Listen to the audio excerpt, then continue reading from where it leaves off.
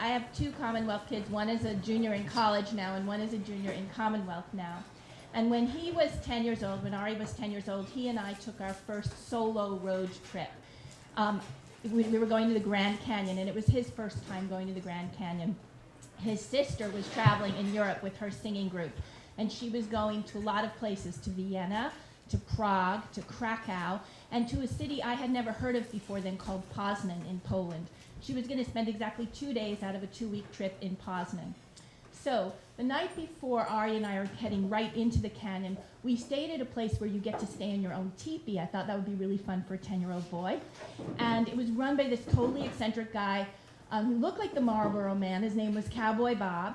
And he turned out he was the soup Nazi of toasted marshmallows, because he ran this campfire where you would have a sing-along, and if you tried to leave before he wanted you to leave, he would make you sing a solo version of She'll Be Coming Round the Mountain, or otherwise humiliate you. So I'm getting increasingly anxious because I don't want to be humiliated by Cowboy Bob, but I'm envisioning like marshmallow puke because he's had like 20 toasted marshmallows. Finally, I extricate ourselves. We go to the teepee, and I'm thinking, at least I'll try to sleep. But no, I can't sleep because all night long I'm hearing yip, yip, yip, yip, yip, yip, yip.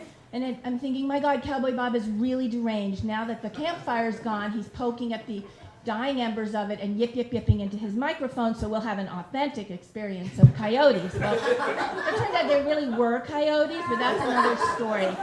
The other reason I couldn't sleep is my daughter, Anika, I had gotten the first tearful message from her that she was homesick, and I hadn't been able to talk to her because it was a message, and we didn't have good cell phone service. So I know we're going into the canyon. I know I'm not going to be able to reach her, and I'm very anxious about it. And the next day, we're driving to where we're going to go into the canyon. We were going to go to this gorgeous place called Havasu Falls, turquoise waterfalls run by the Havasu tribe, and we were going to take a helicopter in. And as we're getting to the place we're going to park, I'm desperately trying to get through by telephone, and I do get through, and I get a guy, and he says, "Yes, Anika." And just as he says that, and I'm so thrilled, the phone goes dead, and I lose the car. So we get to the place where we're going to park for the helicopter ride, and I don't know where to park, and this apparition really felt like that, appears in front of my car.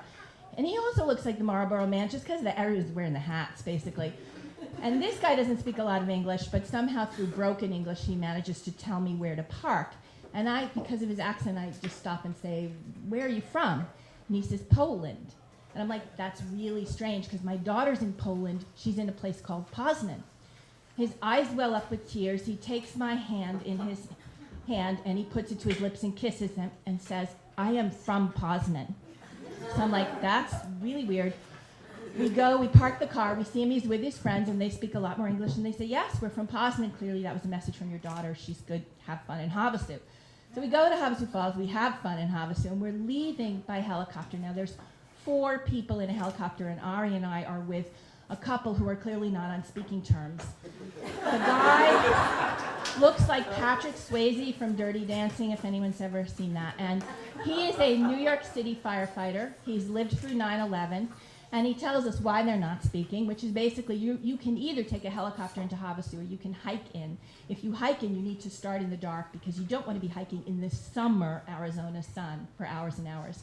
But that's precisely what they did. And so when they were hiking in, the last people they saw on the trail, they saw 5 minutes into their hike, hiking the opposite direction. And then they were on this trail for hours with 4 ounces of Gatorade between them.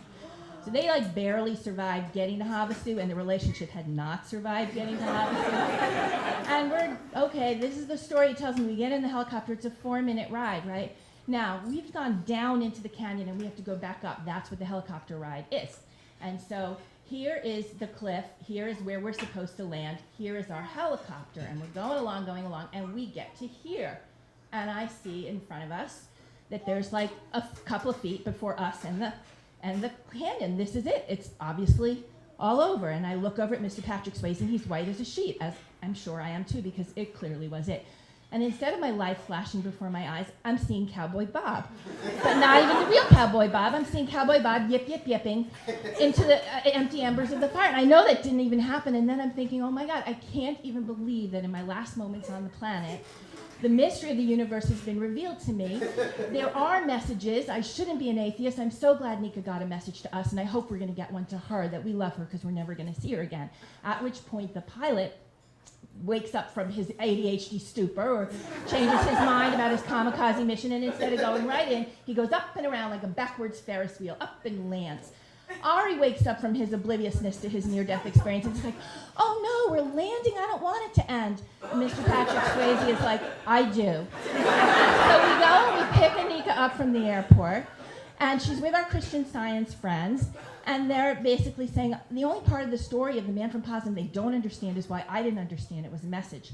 Because they were having a meal with the mayor of Poznan at exactly the time we met this guy. And it was the first and only time I ever met somebody from Poznan. It's been 7 years. I've never met anybody from Poznan since.